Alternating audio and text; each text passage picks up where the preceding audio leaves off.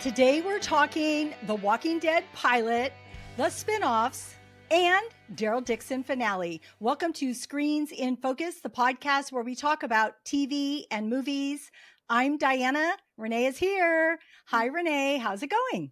Hello. Going very well here. How about you?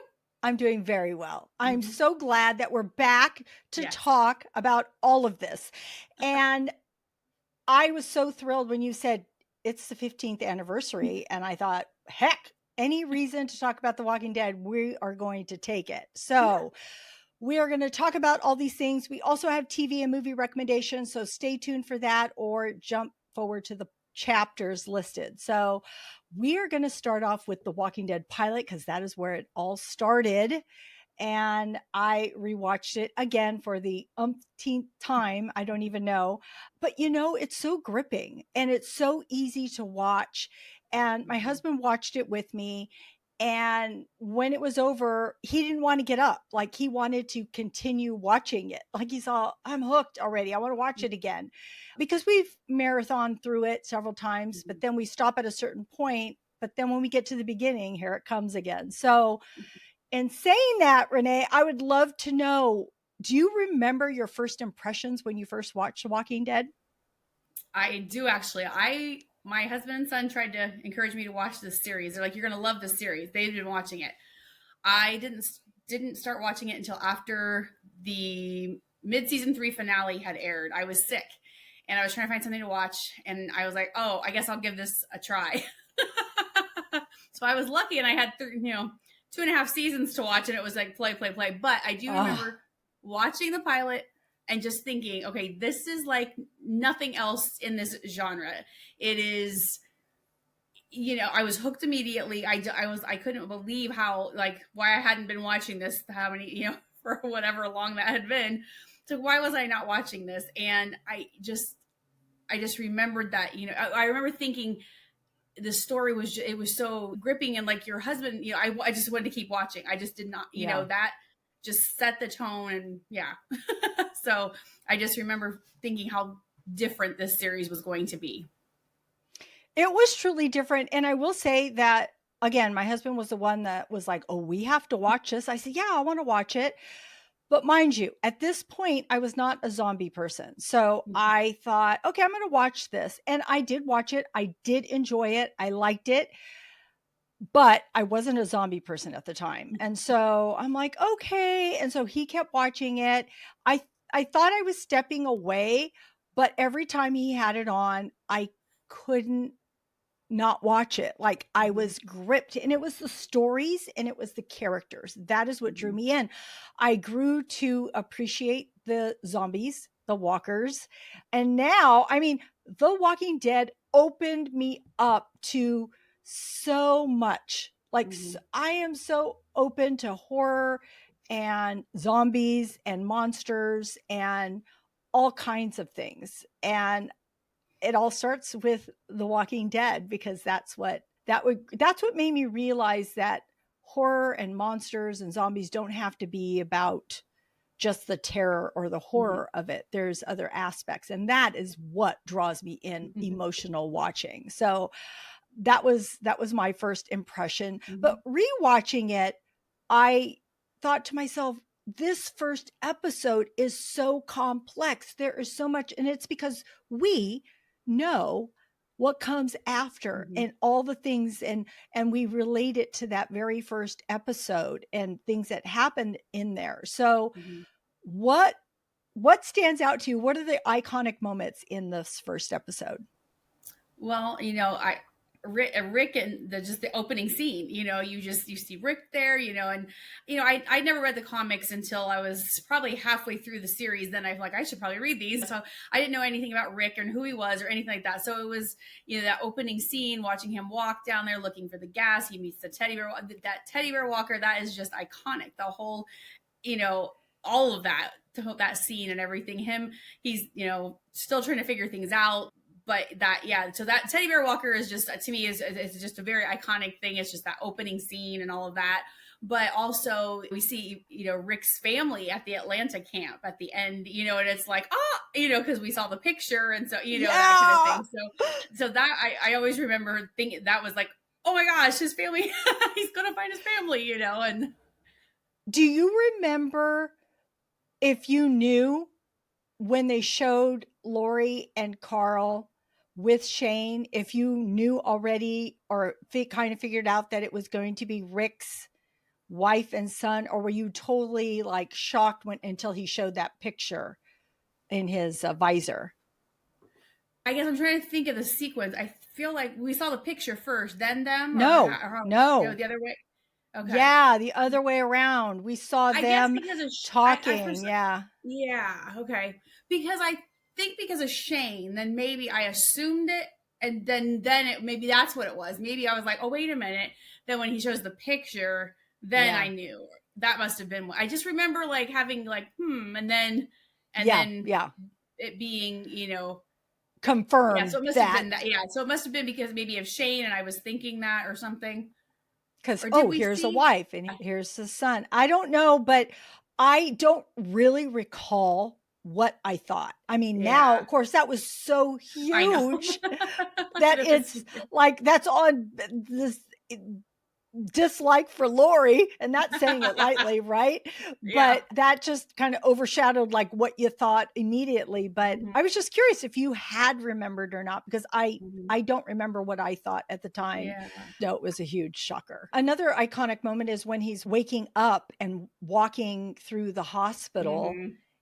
and you just see him in his gown walking, kind of holding his side, and Mhm. then seeing where it says "Don't open, dead inside." Mhm. Yeah. So and then also with the matches, trying to, I mean, my mind just goes there because it starts to play like a movie inside, right? Mhm. Then we see the matches and him coming out and seeing all the bodies and all the military and just the buildings and everything that has transpired as he was in his coma, Yeah. which also we had, everybody was like, how long has it been? Because Lori's already like having this thing with this guy, and then later on it's revealed that it's only been a couple weeks, right? Mhm. Not quite a month, I believe. Yeah. Yeah. I want to bring up two more. One is when he meets Morgan, Yeah. all of that, but also when they're in the sheriff's office taking a shower Yeah. and they're so happy. There's that moment with Dwayne and Morgan that I just think is so cool. I just like Mhm. seeing them happy because we all know what comes next, and maybe Yeah. that's why that scene is so much more important watching it then, because that is such a short-lived moment with Mhm. between all of them. But also Rick coming into Atlanta on that horse Oh and yeah, that's showing us the that's poster moment. When it was happening, as I rewatched it, I thought, oh my gosh, look at this moment. It's such a cool moment. Mhm. It just says so much. And then also the horse and the Yeah. tank and the radio call. So all of that Yeah. is like, hey, There's a dumbass. yeah. It's so good. Yeah, I know. It's so good. I love it all.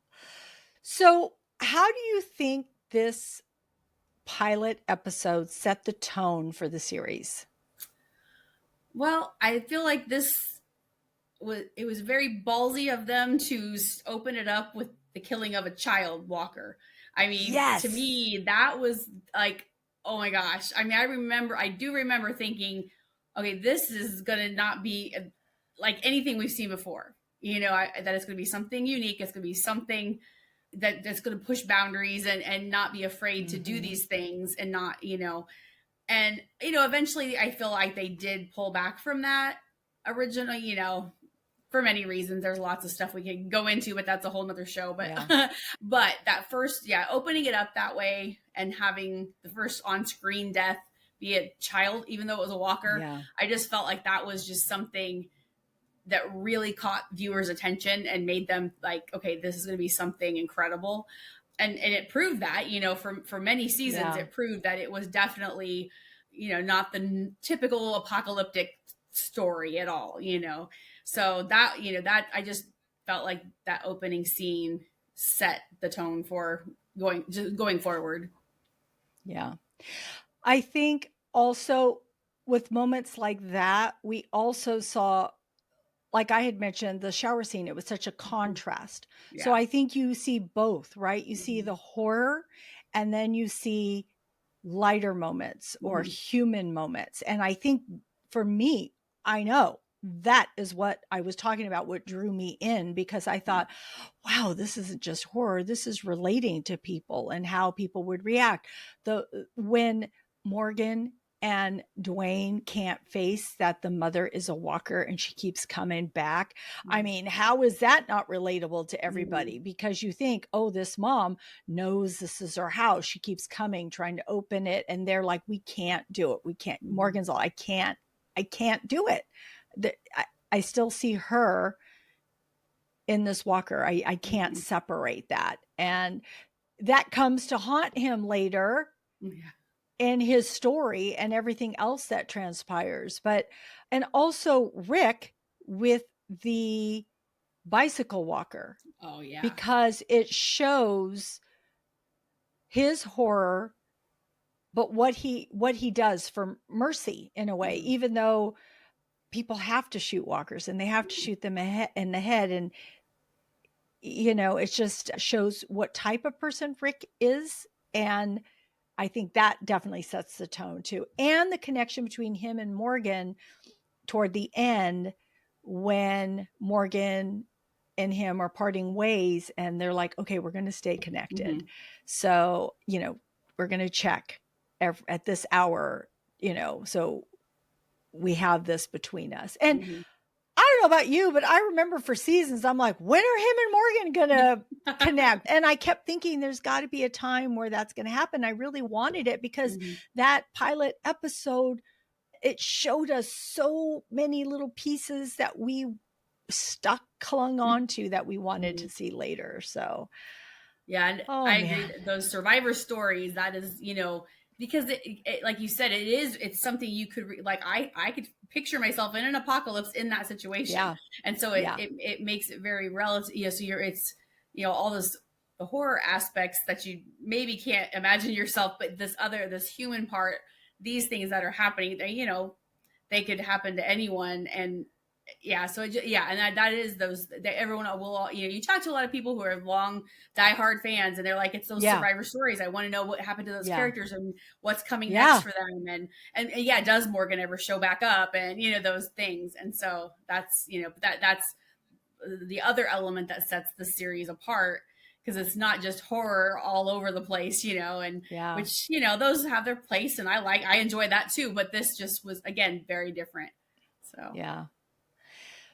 Well, and it's world building, yeah. because we see these connections and we all want to see it. I mean, like you said, all of the fans, all of the universe want to see what happened. If we didn't see them die, we want to see them again. It's like, we're not letting go. We want to know what happened to this person because we didn't see what happened to them. And so we cling to that. And it's something that, because we care about these characters and their relationships and everything Mm-hmm. else. And maybe it's just like we as human beings, we think about people that we met in high school or at work or past whatever relationships that you have, and you always wonder about people like, oh, this person Mm-hmm.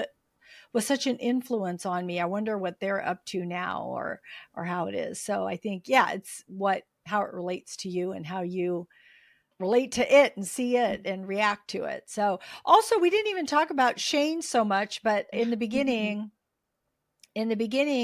I felt like before the apocalypse, when it was just those two, it was so, I don't know how I want to say this, but you could tell the type of person Shane was between the type of person Rick was by just Mm-hmm. that conversation. Yeah. How Shane was in his, in his relationships, and how Rick was in his relationships. I mean, Rick was more concerned about Lori saying what she said in front of their son, because Mm-hmm. that is what was important to Rick. It was like, how could she say that? I would Mm-hmm. never say that in front of our son. And Shane just had his own way of his people not turning off the light switch. I mean, that's what, you know, that's Yeah. that's just how it was. But he Mhm. did care about Rick Yeah. initially. He really did care about him. But and it's so funny when Rick comes out of his room, out of his hospital room. I mean, we all see the gurney there, but at that Mhm.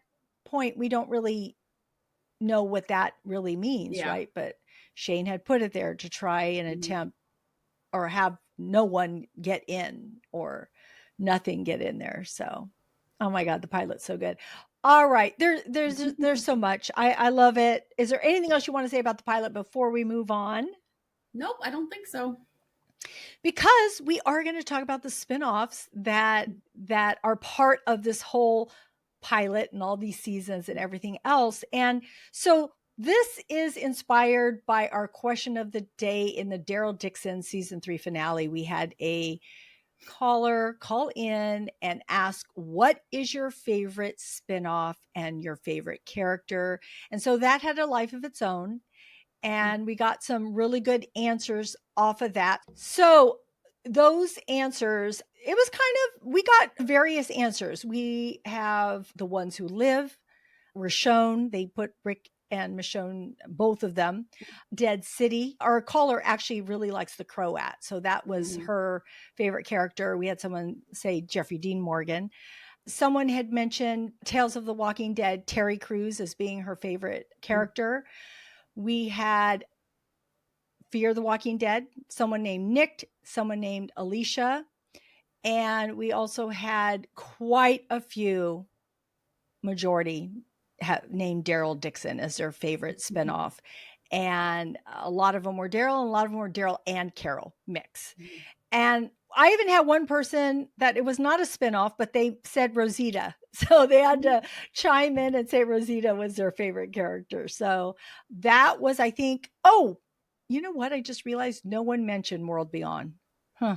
Hmm. That's interesting. Okay. Well, in saying all that, I want to know, what do you think of the spinoffs, or what characters stand out to you after me just going over all those favorites? So, as far as the spin-offs go, I feel like Daryl Dixon, the series is a standout just because location alone it sets itself apart, but it just does feel very different, but still in the same world, you know? And so, but I'm also very partial because Daryl's my favorite, always has been since the minute he walked on the screen. I was like, I like that guy, you know? Yeah. And just to see, you know, everything he's done and how much he's changed and all these things. But yeah, I like Daryl Dixon series the best because of just the difference that it, some of the others just feel a lot of the same stuff, which, you know, we all love The Walking Dead, but I don't want to rewatch The Walking Dead. I mean, I'll rewatch the actual Walking Dead, but I mean, Yes. like in a new spinoff, and a new anything that they're making, I want something new because that's what Right. drew me to the original, you know, and I don't need to just rehash what happened and everyone wants this giant reunion. I don't want that. And I know people are Yeah. like, are you crazy? You know, it's just, I don't want it. Yeah. So anyway, as far as the just the spin-offs, you know, themselves, I feel like Daryl Dixon is my absolute favorite, and I'm excited to see what's going to happen in the next season. I know. Let's go through them all. Let's go through Fear the Walking Dead. I want to talk about Fear the Walking Dead for a moment because I do want to say I really, really enjoy Fear the Walking Dead. I mean, it gave us 8 seasons. All of the last 2 are not my favorite, but up through 6, I was in it. And of course, the first 3 to 4 were the best. And I think because Morgan was 4 through 8, but I'm talking about the better ones, 4 through 6.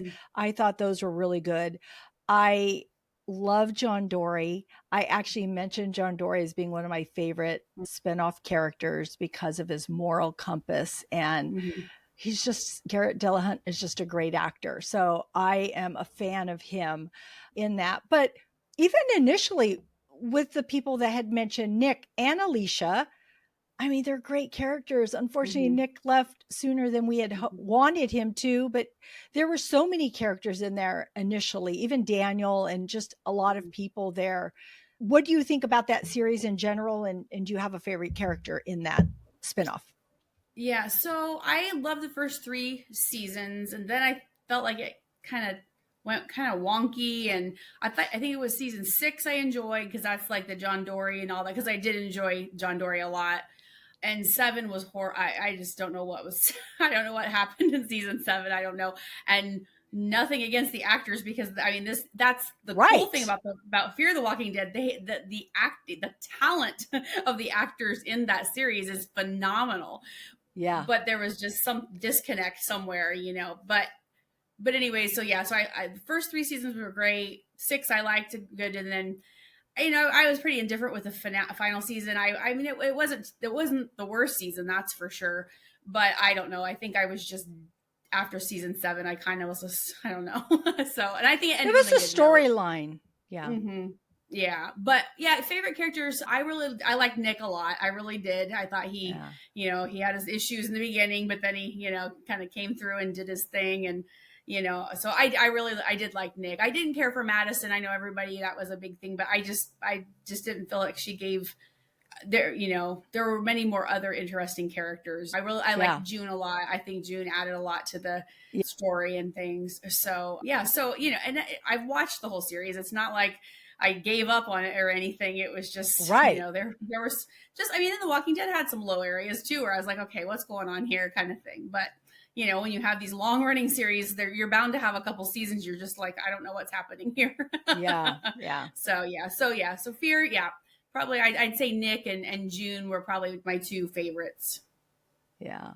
Well, and Dwight, of course, crossed over Mm-hmm. to, and I actually really liked Dwight in Fear the Walking Dead. Like, I Much better, really yeah. liked him so Mm-hmm. much more. I couldn't stand him in The Walking Dead because he was Yeah. not good to our Mm-hmm. Darrell. And I'm like, That's don't you right. be doing, yeah, don't you be doing our stuff, this stuff to our Darrell. But once he went over Mm-hmm. to Fear the Walking Dead, I appreciated his character so much more in seeing his character arc and his, him grow over the seasons. Also, Coleman Domingo, Yeah, yeah, of course, Fear the yeah. Walking Dead gave us Coleman Domingo, and he wasn't Yes. always the most likable character, but was he interesting? Of course. Was he so Yeah. good at his performance? Absolutely. But, Yeah. part of it also is the character that we see. Mm. So I really did enjoy Fear the Walking Dead. So what about any of the series that, because we've mentioned quite a few here, and we haven't really talked about the ones who live yet, even though you and I went into that series. But how do you think that any of the spinoffs worked across the universe, like for you? Yeah, like I feel like I enjoyed. I wasn't sure what was going to happen when they had said it's going to be a limit. The Ones Who Live was going to be a limited series, and you're like, how are they doing this in one season, and why, all this kind of stuff. Yeah. But I think they did very well with the time they had. We got a lot of it. Some of the information was pretty quick. We got, kind of Yeah. rushed a little, but I understood it was time. You literally had this much time to get the story out. But I think overall it was good. I mean, I liked it. I liked it a lot. I was really, really glad that they didn't make us wait till like mid season to get their reunion. I was Oh, glad they didn't yeah. waste time doing that, because that's what, you know, I never realized. So like when they left, when Rick left, when Michonne left, I'm like, oh, that's sad. But I have other favorite characters that I was like, fine, I'm like, I get to see what they're going to be up to and that kind of thing. But on the series finale of The Walking Dead, when they had the coda scene with Rick and Michonne, I was like, oh wait, I do need them back. I mean, that was when it's like a out of sight, out of mind kind of thing. But when I saw them in those scenes, I was like, yeah, I'm ready for them to be back. And so I was real excited for the series. And like I said, I think they did a good job with the time that they had. And I wish it would have went longer, because then we could have gotten more details and things. But yeah, I thought that was a great series. I think they did a good job overall. I think World Beyond is an underrated series. I know it's slow. I know it's not The Walking Dead. It's not The Walking Dead, but you learn so much vital information in that tied in, just kind of tied over and tied the Ones Who Live. So that's the other part that I think that a lot of people missed out on by not watching that one, and I know the first season is slow. It's very slow. So if you have to, just go to the second season, and watch it, because that's when all Yeah. that, the information comes out. So I think that's a really underrated series. as is Tales of the Walking Dead. That's one of my favorites. And I always say that if it didn't say Tales of the Walking Dead, if it said Tales of the Zombie Apocalypse, everybody would have loved it. But it's because they compared it too much to the main series. Yeah. Yeah, I was just gonna say World Beyond, I did appreciate that. The first season, like you said, it was just kind of, but you had to get to know them in order to Mhm. get to the next one. But I would say definitely the second season was much better. And knowing that it was only going to be 2 seasons Mhm. long and it was going to relate to a future spinoff, which is The Ones Who Live. So that's how it all tied up. But I will say, we still didn't get to see what happened to them. Like what Mhm. was, sure, there were things that connected, but I would have kind of liked to have seen something with them, even if it wasn't, maybe it was, and I don't remember, but even if it wasn't them physical, their physicalness, something about that, what they did just Mhm. referenced. Because sometimes for me, all I need is that reference. If you Mhm. reference somebody, then at least I feel like satisfied as to what you've given me. So, but I did appreciate it. It was something that I watched. Tales of the Walking Dead, I personally wasn't as gripped with that one. I watched them, but if I hadn't seen them or didn't know about them, I think I'd be okay. I Mhm. don't know. You're right though. If they were independent stories and you just watched them, then that would be fine. Which they kind of Mhm. were in a way, right? Yeah. They're just set in this whole universe. And The Ones Who Live, that was so anticipated. People Mhm. were wanting it so bad. I want to know what your 3 top ranking spinoffs are. What are the most important to you? Daryl Dixon, The Ones Who Live, and Tales of the Walking Dead. Ah, okay. Okay. Mine are Daryl Dixon, The Ones Who Live, and Fear the Walking Dead. So those are the most important ones to me. In Mhm. saying that, I do want to say that The Ones Who Live to me was the most anticipated. I wanted to see Rick and I wanted to see Michonne and I wanted them to see their kids. Like emotionally, that is what I wanted. And I needed it. Mhm. I needed it so Yep. bad, just like everyone else needed it. We needed to see where Rick was all this Mhm. time, what his life was like, why he didn't, how he couldn't make it home, why that was, how he Mhm. felt. And we were able to see that. And I know you and I talked about it and you struggled with how Rick's reaction was to a lot of what was happening. Is like you just wanted to shake him. But Yeah. also you have to remember there's this mental toll that things take, especially when someone takes you, Mhm. from without your will and keeps you somewhere and you're trying to do everything you can to get out, you even chop off your hand Yeah. and or you it's still not enough, it's still not Mhm. enough, and you have to still survive. And so I think Mhm. in Rick's brain he just clicked like, okay, how am I going to survive, how do I survive Mhm. this? The one thing that we didn't talk about was Dead City. Oh yeah.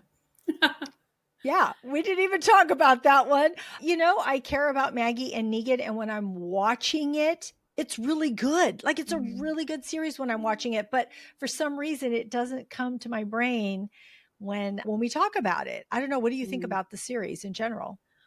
Yeah, I mean, I've liked it. I have, but I'm the kind of the same way. I almost forget about it sometimes, and I don't know why that is because it's not a bad. It's Yeah. and it's. I mean, I've No. always been indifferent to Maggie. I'm like, I don't love her, don't hate her. I just don't really, whatever. Yeah. But Negan, I love Negan, and I've loved. I mean, why? How could you not? I mean, he's even though he's a started out as a villain and everything. He's hilarious. Jeffrey D. Murray just has so much charisma, and so he just makes you love him. I don't care Charisma. what role Yeah. he's playing. Yeah. So yeah, but for Dead City, I don't know what it is about it that makes me just like, oh yeah, that's right, there is a thing, and I can't tell you why, because like you said, when I'm watching it, I'm engaged and I'm like, look, and I'm ready to discuss it when we do our episodes talking about it. But yeah, for some reason Yeah. it just isn't forefront in my mind for whatever reason. But yeah, but overall I do like it. Yeah, me too. But I do think I get the most excited about watching Daryl Dixon. Like I get Mhm. really excited Oh about yeah. watching. And I think it Mhm. is because like you and I had talked about it. One, we love Darrell, we love Carol, Mhm. but we also love where they go and how Mhm. different it is and different stories, different people. And even though a lot of times it's fighting against this group or these people, of course, that's what you do.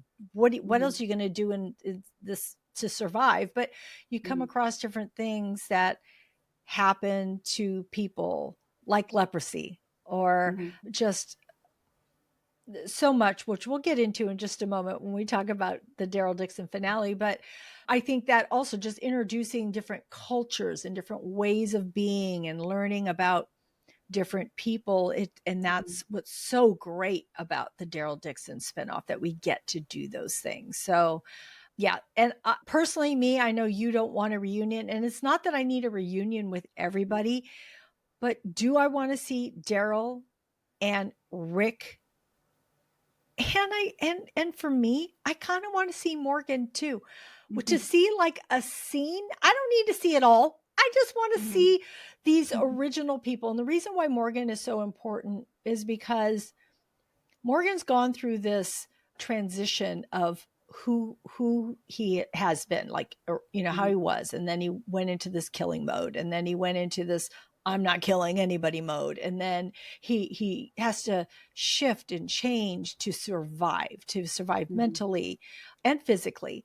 And and that's what Rick has done too, right? Rick has Mhm. gone through these different changes, and we see Darrell going through changes, not quite as extensive because Darrell keeps things to himself, but Mhm. we've seen Carol do it too, right? Carol has really shifted too. So it takes a lot and a toll for these people to survive. And I think that's this commonality that they all have. And that's why we all watch, because we see Mhm. them, work their way through surviving.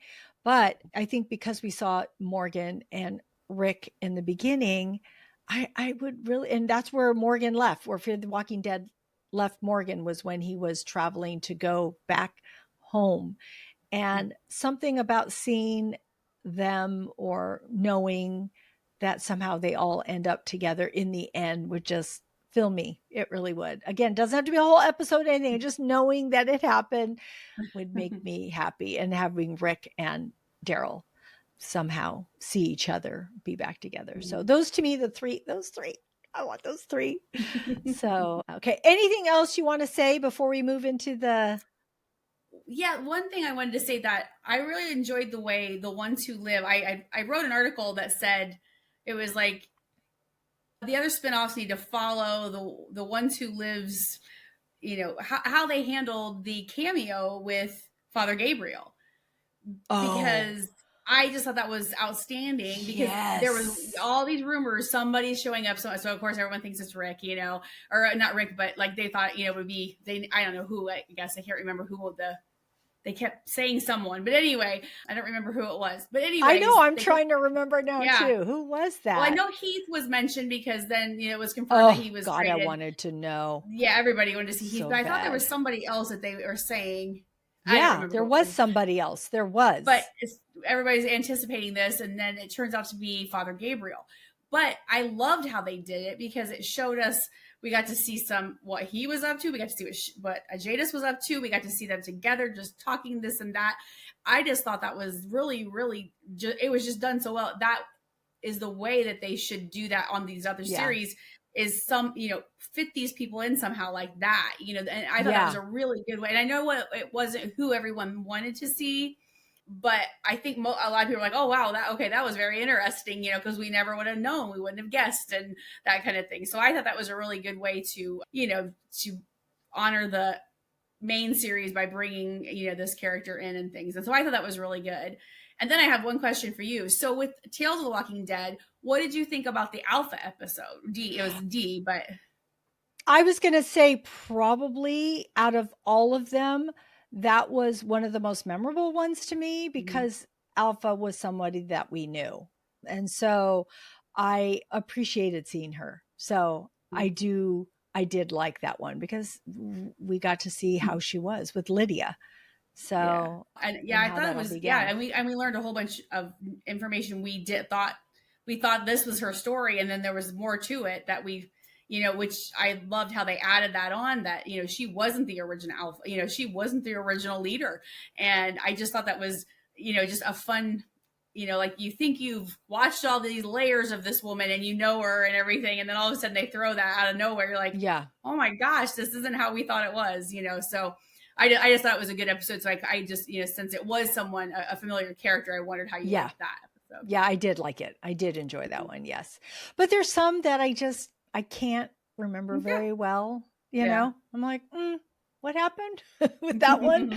So it's not that it wasn't, I think that the episodes were well produced. It isn't that. It's just for some reason it didn't remain memorable to me. But if somebody said, hey, here's some Tales of the Walking Dead, some more episodes, am I going to watch them? Probably. Any more information to feed me? Yes, I'll take it. All right. So Daryl Dixon season 3 finale. You were not able to join me on this one. Sam joined me. It was amazing to have her back. And we had a great conversation, but I would love to know, because you started the season off with me, and I really want to know what you thought about the finale. So share with me. What'd you think? Well, overall, I loved it. I thought it was great. I mean, I thought they did a really good job, making us anticipate the 4th and final season. Now we're all like ready to go. What's happening next? Because all the plans are, of course, messed up. They can't do what they wanted to do with the boat and escaping and all that, getting home. So now what? So I thought overall it was really good. I think I really liked, I thought that the 3rd season had a really amazing story with, combining like the Western and the Spanish feel and all that. They did, a good job, showing us like cultural things and, throwing the spaghetti Western style stuff in there and all that. So I really enjoyed it. And I think season 2 fell a little bit flat for me, just because I felt like it was kind of rushed, but then it was also like everybody died, and I'm like, okay, you just got me really, into knowing these people and all this, and now you're killing everybody off and sending them away and all that. So I think that but season 3 has, kind of changed that now. So now, I really enjoyed it. And we got to know a lot more about these new characters, and, which they could die at the end, I guess, too, but they haven't yet so far. So that was good. And Cadrone, we saw Cadrone. Yeah, that was my next thing. Yes, that was wonderful. Because I was hoping we would see him again. I had a feeling that we would see him again, and so hopefully they just don't tease that and we see nothing of him. I mean, he saw the boat blow up, and I thought that scene was kind of funny, because I was thinking in his brain, he's like, Daryl's over there. Like, exactly. He saw that blow up and he's like, that's where I need to go. Yeah, exactly. Yeah, so that was really cool. And one of my favorite parts, like, all the action was incredible. Everybody was just kicking butt and doing all their stuff. But the one thing that just I loved was that theatrical performance of those walkers all dressed up. Oh my gosh. I was like, this series just constantly does something completely, like with the band. The guy had the walkers in Paris as the band. He had them all hooked up to the orchestra and all the, So this series just cracks me up. They're very forward thinking with their walkers. I actually laughed at that moment. I thought it was so funny, because they are being pulled back and forward, and they're like trying to eat at everybody and each other, flipping all over the place. It was hilarious. I'm like, Greg Nicotero is loving this scene. He's like, this is it. This is good. I love it. But it also showed what these, I guess, aristocrats, what gets them excited, which is crazy, right? You thinking it's funny, these walkers that are going to eat you, which they ended up doing. But I thought it was funny that Darrell just throws fire, just like chaos. It's like, just it starts the fire and everything's on fire. I'm like, holy heck, Darrell, this is kind of crazy. Yeah, there were so many moments, the battles that we saw, but I know for me, one of the things that really touched me, that we had touched upon the episode prior, because I'd seen the trailer, was that moment with Darrell and Carol, and how we finally got clarification of what the dreams meant. and what he was taking from them, and Mm-hmm. how he was talking about home, and Mm-hmm. wondering if, like, he's always running. He like Yeah. his whole life he's always running, and then what if he gets home and he's still not satisfied? What did you think of that moment with It them? was, yeah, because we kept, kind of wondering what was going to happen, and we speculated, this and that, but it started out with these little very quick clips that we couldn't barely tell what was going on. They got a little bit longer, and we're starting to, with the history that we already knew about Darrell and his upbringing and this, we were able to piece some of that together. But yeah, it was good to see where that was going and not just left it hanging. It's like, okay, that was it. We Yeah. don't get any clarification. So yeah, I mean, it's one of those things where, you know, he says that and everything, but he also, he did stay at Alexandria for a long time. He did stay with Rick's group for a very long time. So he's got that longevity to him. I think he just needs to be with the right people. Daryl's not someone who, like, sure, he's working well with these people. He likes them. He was in love with Isabel and Laurent. He misses Laurent and all this stuff. But he has been with, the core group. He's been with them for years, and so he's established that family. So going home is going to be completely different than being in these foreign countries and just barely knowing these people. I that's my Yeah. take on all that. That I know he's questioning, well, what will I do? Maybe I'll do this, but I don't think he will, because he'll be back with his family, and he'll be back with those people that he has created a family with, because he doesn't have a biological family anymore. And so I thought it was really interesting where his brain took him, but I just felt like, nope, Darrell won't do that, because he'll be back with his real family and he'll just be fine. I also think that, well, I think he's also talking about, because he left, right? He's like, I was home and then I left. He didn't leave on his own accord, but he makes it Mm-hmm. sound like that, right? Like he took off, and that's the whole Mm-hmm. reason he got on the boat and it came over. But I also think Darrell having these experiences with these dreams and understanding himself more, and being in love, and having Laurent and having Carol back with him, which is his home, Mm-hmm. you learn through that. And the fact that he knows it now, then that gives him more opportunity to, you know, act on what he knows now. Because maybe before, when he was always leaving, is because he didn't know, it was just something in him that told me he had to get up and go. But now he knows it, now he sees it, now he's come Mm-hmm. to a realization. So I think that will also change him, because he's conscious of it, he Mm-hmm. understands how he is. So I think that will be helpful. What about Yeah. Carol? What did you think about Carol? Yeah. I just, keep like, what's going to happen with Carol? And I can't think of his name. Why? Antonio. Antonio. Yeah. Yes. Thank you. I love their friendship, their relationship, whatever it is. I really love that. And I love it for her. And, I love that she had to go back for him. She wasn't going to she, went back. Of course she did, because that's what Carol, she saves everybody. Yeah. And it'll be interesting to see where all of this goes as they travel on wherever else, where they're going next. And, but no, it's, Carol is one of the she's just that character who is going to do the hard things. She makes the hard decisions. She does the She hard does. jobs, when no one else will do them. And she's fearless. She's like, she, like, Darrell was ready to leave these people, and she's like, we are not leaving that. She's like, we have to fix that. We can, you and I can Yeah. do this. She knows their capabilities, and she is like, we can help these people. And so, you got to love that about her, because she doesn't even barely know any of these people. So I'm just, yeah, I feel like she's in a very different headspace since she had her hallucinations in the tunnel and things. Yeah. And I just feel like we have she's still Carol, but at the same time, she's lighter. She's got some hope, I think, and doesn't feel so, I guess she finally has something positive instead of all this negative all the time.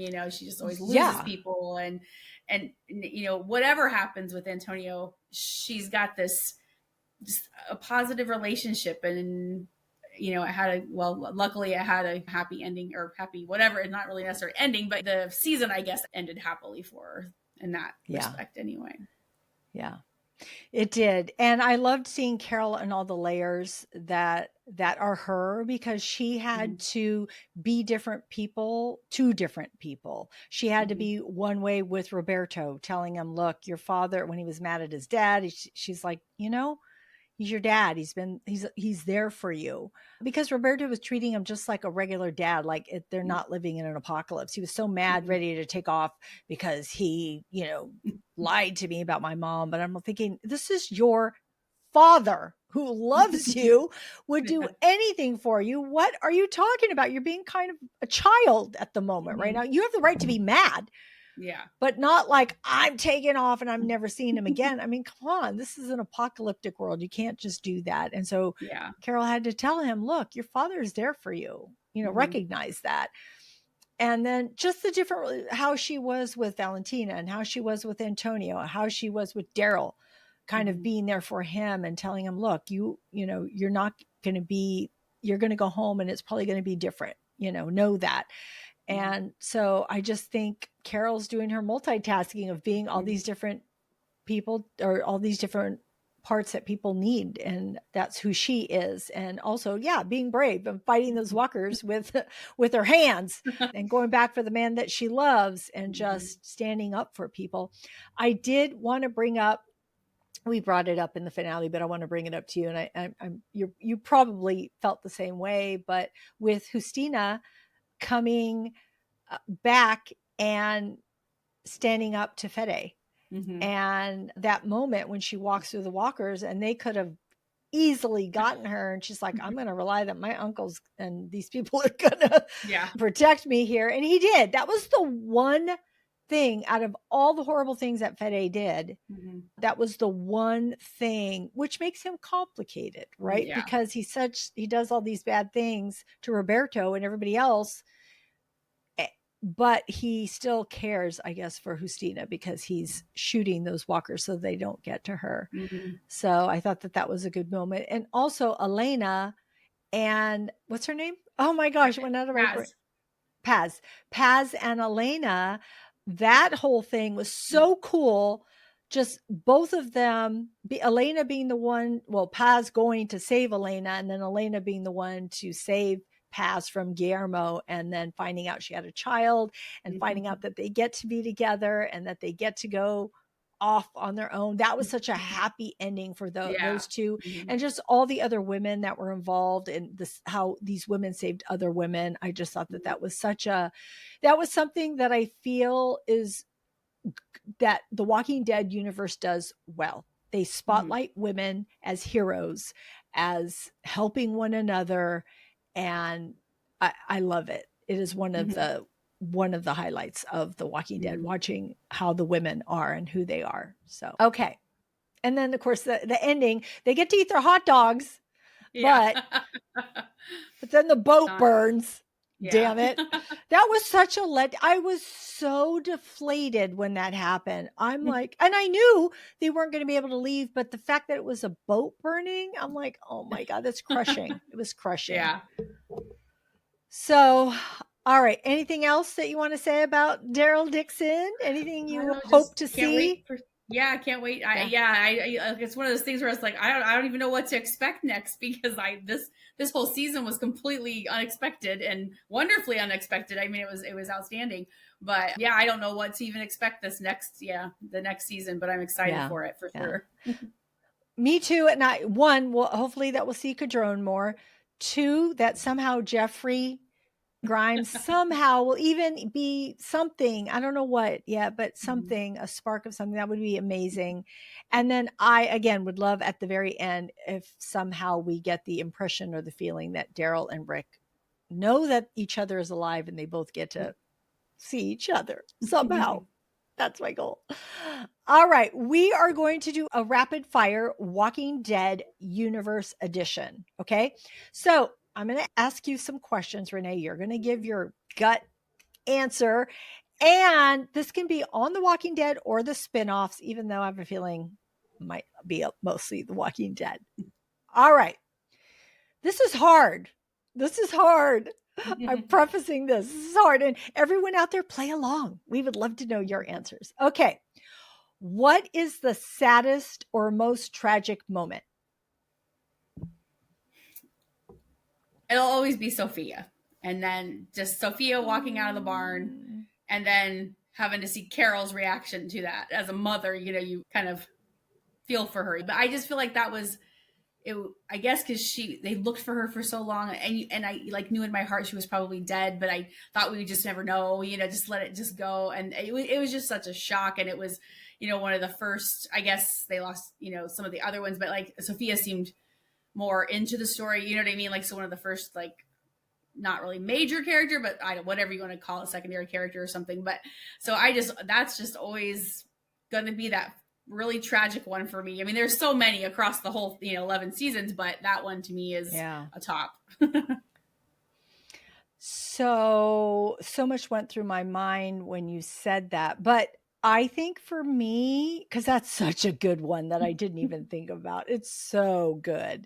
I'm going to say Carl, because I think a couple episodes before I felt I knew we were going that direction, and I think we probably knew. Now I can't even remember, but just the idea of it, the way that it happened, to see Rick and Michonne's reaction, I was bawling with them because I can't imagine as a parent seeing your child die.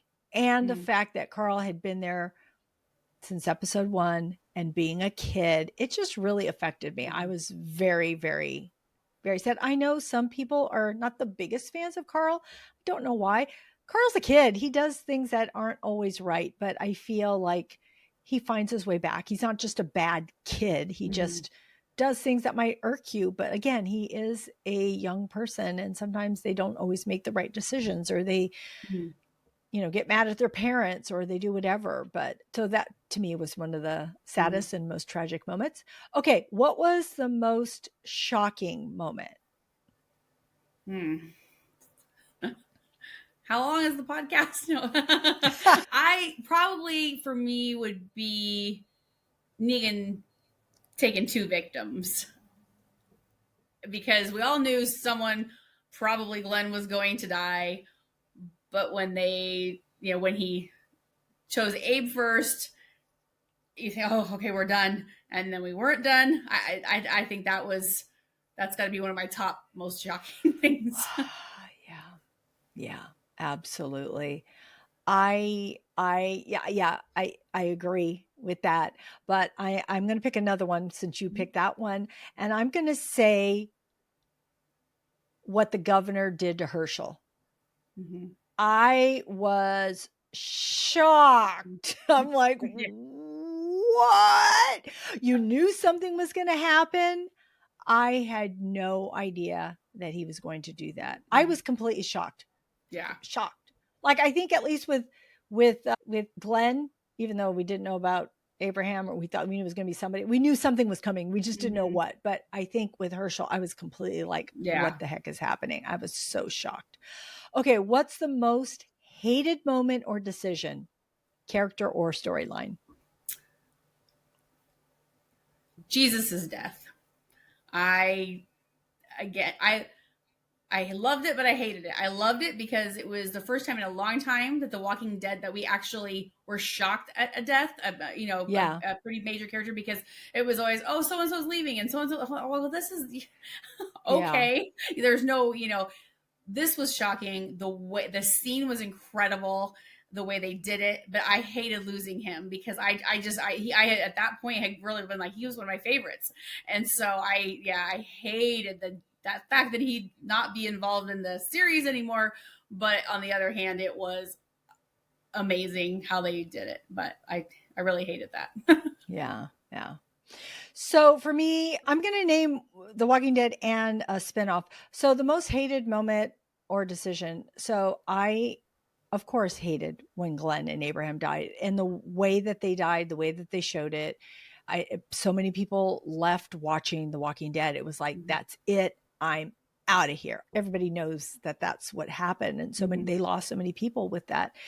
It was, even though it was in the comic, it still hurt people, or how it was handled. And I just am sad, because Glenn was my favorite character. And I'm like, what are you doing? Especially this way, and to see him. And It was just horrific. And then Abraham too. It was a really hard moment. But the other moment would be Fear the Walking Dead.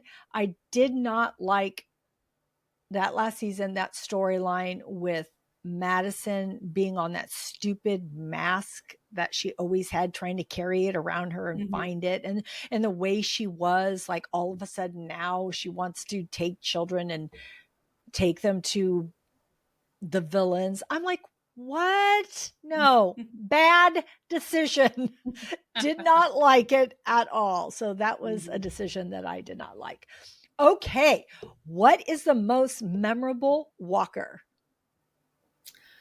Oh, that is, let's see, it's season 2, 18 miles out, when Shane and Rick are taking Randall to, remember they had Randall and they were trying to decide what to do with him, and Rick wanted to take him 18 miles away and all that. There's that lone walker in the field. And I found out I'm not the only person. Years ago, I think I wrote something about it. And I don't know what it is with that guy out there just walking along, just by himself in the field. And, we just see him the couple times. And I was trying to remember, there's a song that plays the second time they Yes. and yes. it was very symbolic of Shane and what he was going through and everything like that. So that dumb walker in the field, the lone walker, I believe it was called. And I just love that one. Civilian, White Oak. Oh, is that the song? Okay. Yeah, that's the song. It was such a good song. And Shane just looking out the window, him and they kept arguing, and he sees him just walking by himself. And then when they leave, I think he sees them again because that's when the song plays. And so then the song fits with his mind and how he's kind of detaching from the group and all those things. But just all of that. I want to know, I want that backstory. That's the Tales of the Walking Dead episode I want. What happened to that guy? I know. So that one always sticks that. And I think it's the mood. It was what is happening. Yeah. It's the song. All of that ties together, and it has you have this backstory of what really happened there. So my mind automatically went to the well walker. When they pulled it out, and they made Glenn go down there. Glenn, go down. And then later on, he gets a scolding from Maggie, like, why are they always putting you down there? Do you see that you're just disposable practically? But anyway, and when they're walker bait. Yes. Yeah. But when they're pulling it out and then it's so bloated, I don't know. I kind of like that walker. It's just so like, oh my God, it's a crazy looking walker, but I like it. And there's so many great walkers, so many great walkers and moments. All right. What is the most badass moment or your best hero moment? Oh man, there's so many. Anytime Carol saves everybody, for sure. Because those are always iconic, Terminus and every other time.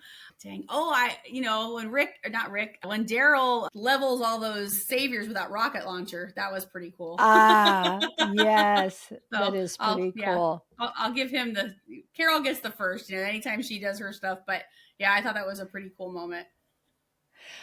So I have two, I guess, and one of them is Carol. When she blows up Terminus, it's like, could she be any more badass? Because you were not expecting it. And here she comes to save the day right before all her friends' necks are cut and their blood is spilled out of them. She's going to save them. And I love that moment. And I love Carol. The other moment, of course, is Rick being Rambo. And when he meets up with the, what's that group called again? I know their name. I just can't think of it right now. The Claimers. The Claimers. Yeah. And he rips or bites Joe's neck, bites him like with his, so Rick. Oh my God. That is one of my favorite badass moments. So that one's good. Love Rick in that.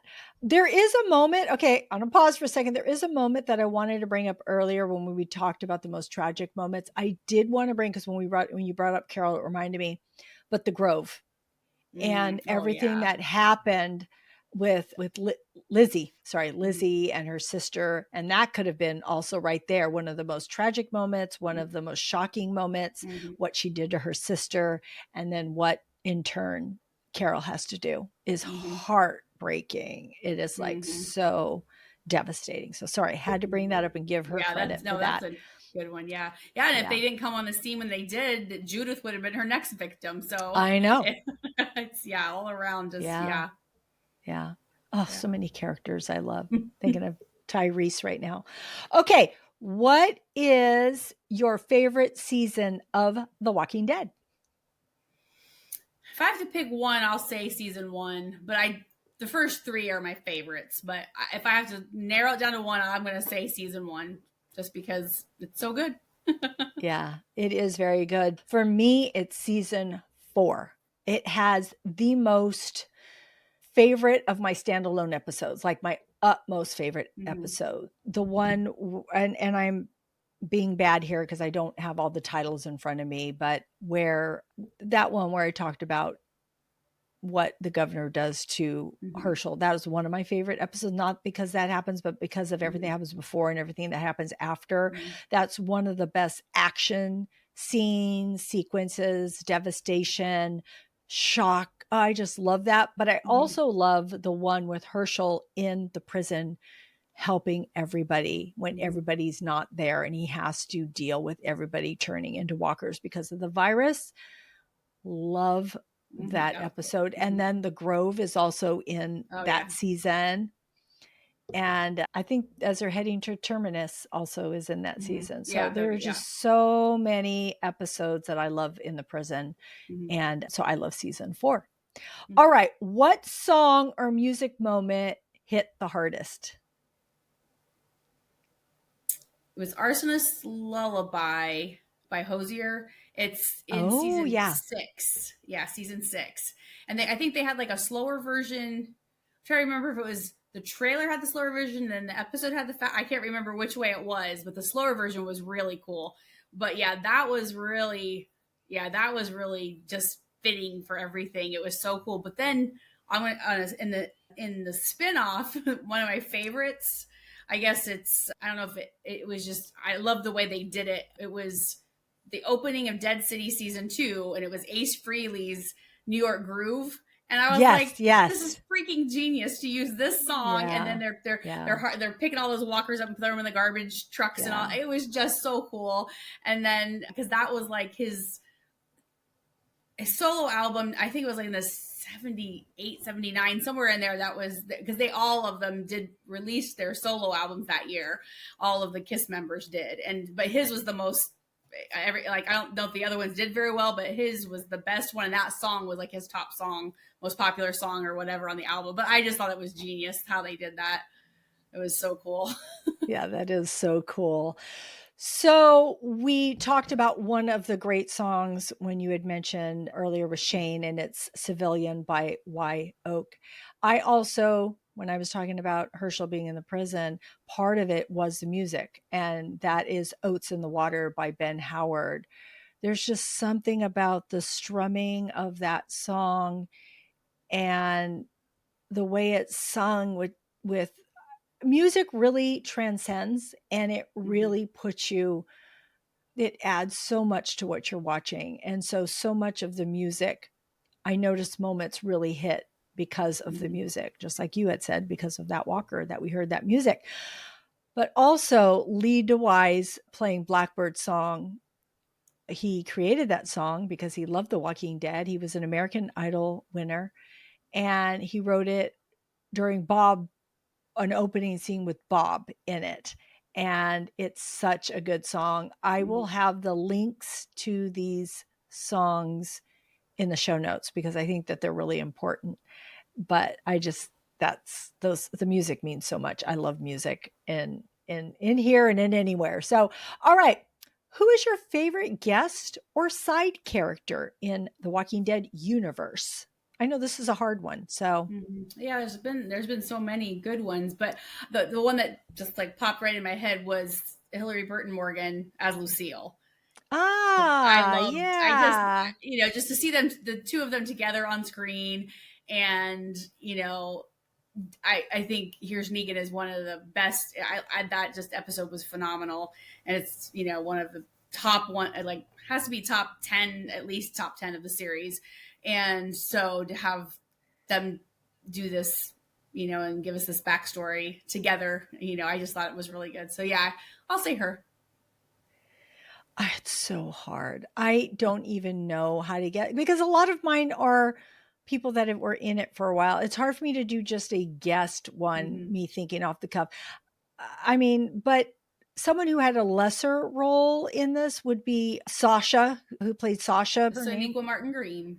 Yes, Sonequa Martin Green. Yes, as Sasha. She was so powerful Mm-hmm. and her death was poetic. Mm-hmm. And I just liked her. I don't Yeah, know, me too. something about her. Mm-hmm. I mentioned Tyrese just a little bit ago. I liked him. I liked them as siblings. They were Mm-hmm. just good, solid characters. Didn't have like the main limelight of anything, but did they support everything that we saw? Absolutely. And so, yeah. And there's so many more. Like, I know, Mm-hmm. like, once we press stop, I'm like, oh, yeah, all these characters. Why did I mention them? So, yeah, just so many good people here. So, friends out there, there's so much that we covered and so much that we didn't cover on The Walking Dead. But if you have answers to any of these rapid fires, we would love to know it. You can leave it in a comment wherever you're listening or watching us here on YouTube or anywhere else. And if you need to know how to get a hold of us, go into our show notes and it'll take you to screensofocus.com. You can get to all of our social media there and you can leave us a message there. You can email us or you can call us at 669-223-8542 because together we love The Walking Dead and we love hearing what you have to say. All right. That closes our Walking Dead segment and we are going to head into our TV and movie recommendations. So, Renee, what do you have for us? Too many. I'm watching too many things right now. Some I finished, some not. Yeah. I want to mention Death by Lightning on Netflix. It is just a limited 4-part series. It talks about President Garfield and the man who assassinated him, and it is so good. It was. I didn't know much about President Garfield other than he was from Ohio because I'm originally from Ohio, so I knew that as a kid. Oh, these are the presidents from Ohio, whatever. So yeah, but it was very well done. I really enjoyed it, so I recommend that one. I wanted to say I want to watch that. It's like on my every time I turn it on, I'm like, I got to watch it, but I'm trying to watch everything else that I need to finish, and I'm like, but I want to go back and watch it. So I'm so glad that you shared that it's only 4 episodes because that makes me it better to watch it, right? Because you don't have to like keep going. So huge thank you for commitment. that. Yeah. So that one, it's a quick one to watch, but it's very informative. I always watch those historical ones, and I'm Googling facts. I'll pause it and Google. Exactly. Okay, that's accurate because I like to know those things. But anyway, so it's good. I don't even know how this came on my radar. It was from 2020, but it's The Outsider. Have you ever watched? It's based on Stephen I King. have. Yes. Oh my gosh, why did I not know about this till now? But it was phenomenal. I couldn't stop watching it. That one I was like complete, and it so was good. 8 episodes. I forget it's but they're long episodes. But man, that was incredible, and it wasn't what I expected. Like I'm watching, and I'm like, I thought this was Stephen King, and then I was like, oh, there's the Stephen King. Then it reared its head. Then it started going, and that all played. But yeah, that was super good. I started watching King and Conqueror because I wanted to watch it because Clemcy Posey is in it, that played Isabella on Daryl Dixon, and so that's what caught my attention. I guess it's a period drama, and it goes into like the Battle of Hastings, which is set in like 1066. So it's just a period drama. I watched, I think, the first 2 episodes, and I don't know, it's not pulling me in really, but I'll probably finish it just because I want to see what happens now. Yeah. And I didn't realize that Billy the Kid with Tom Blythe I didn't realize they had a new season. I thought that it was all done. I thought it had been done. And I didn't realize that just in September, the 3rd and final season came out. So I watched all of that. Well, I think there maybe was one more episode that I haven't watched to finish out the series. But anyways, it's really good. Billy the Kid. I mean, it's just, a Western. It's a lot of shootouts. It's a lot, just exactly what you would expect, and things. But it's good. Yeah, it's really good. And then we are also watching Welcome to Derry, so I think the third episode, yeah, and it's very good. I'm enjoying it. So those are the series I've been watching. I watched the very first episode of Welcome to Derry. I have to say I'm not an It fan out of all, Mm-hmm. as much as I like Stephen King. I don't know why. I just, I mean, not, it's not that it's not good. It's just, it Mm-hmm. doesn't hold me. So I watched the first episode. I thought it was creepy and really well done, but that's all that I've watched so far. So I'm not Mm-hmm. sure. I know it's good. I had a coworker tell me, "Are you watching it? It's so good." I'm like, I guess I need to go watch the rest of it. So, but, and Yeah. Billy the Kid, I don't get MGM Plus, but it looks good. So out of Mm-hmm. all of these, the only thing I've seen is The Outsider. So, Mm-hmm. well, and one episode of It. So Yeah. anyway, share your movie because I've watched this too. And I'm really curious to get your take on it. So we did watch Frankenstein on Netflix, the movie that's just been puffed up and talked about, and you just like, okay, I gotta see this because I've heard nothing but my news feed is full of it. I am still on the fence. I'm not sure that I don't know if everybody built it up too much. I haven't read the book. My daughter's reading it right now, and so I'll be curious to see. She's gonna finish it and then watch it, so I'll be curious to see what she says because she loves the book. So I'm waiting for her opinion too. But I don't know. It was acted well. It was I don't know. Just something didn't impress me as much as it was hyped, I guess, maybe. I can see what you're saying. I liked it. I thought it was beautiful. I thought it was haunting. I thought the performances were amazing. It's melodramatic. It's has a sort of romanticism but haunting. It is incredible visually. So I see all of that because Mm-hmm. I like really I really actually really like Guillermo del Toro, who's the director here, Mm-hmm. who did Shape of Water and other movies. But so I know going in, he's very passionate about Mm-hmm. what he does. I thought visually, I have never seen a movie this beautiful before. The colors, the I mean, when a fire happens, it's not just a fire, it's like a fire. It explodes through the windows. Mm-hmm. When a guy is thrown up against the wall, you don't just see him get thrown up against the wall. His body like reverberates, his leg is broken, the guts of his body or his leg are coming out. I mean, it is like visually like, oh Mm-hmm. my God. The colors, like I said, everybody's really dramatic. Jacob Elordi as the creature was mesmerizing. So I guess I really like it from the way that I'm talking about it. It really hit me. Now, is it for the masses? Maybe not. I could see how Mm-hmm. people wouldn't like it, or that maybe because it is very, I don't know what is, I don't even know the word. It's very something, but I don't know that word. Is it very art, not artistic. I wouldn't say that. I'm not sure what the word is, but it is something that maybe it's almost too melodramatic for people Mm-hmm. because it almost seems like put on or something. I don't know. I really don't know what it is. But I think for me, I kept watching, and then once it hit to the creature, it was like it sucked me in even more, I think, when it Mm-hmm. got to the creature to see his um perspective on it. So And I did like that, how anyway, they showed the two perspectives. I did like yeah, that. yeah, But maybe I need to watch it again. yeah. Nah, well, I don't know. It's pretty long, but the whole thing is a lot of times I watch movies just to watch them, and sometimes I Mm-hmm. watch them because I appreciate something. And then, like I said, because I appreciate Guillermo del Toro, because I Mm-hmm. appreciate the actors in here, I love Oscar Yeah. Isaac and all the other actors. And just when it pops up with these colors and this graphicness that we see, it is pretty graphic, everyone. Mm-hmm. So if you don't like graphic happenings, I mean, they really, I don't even know how he does like some of the things that he does Yeah. and how they, so I get impressed with that.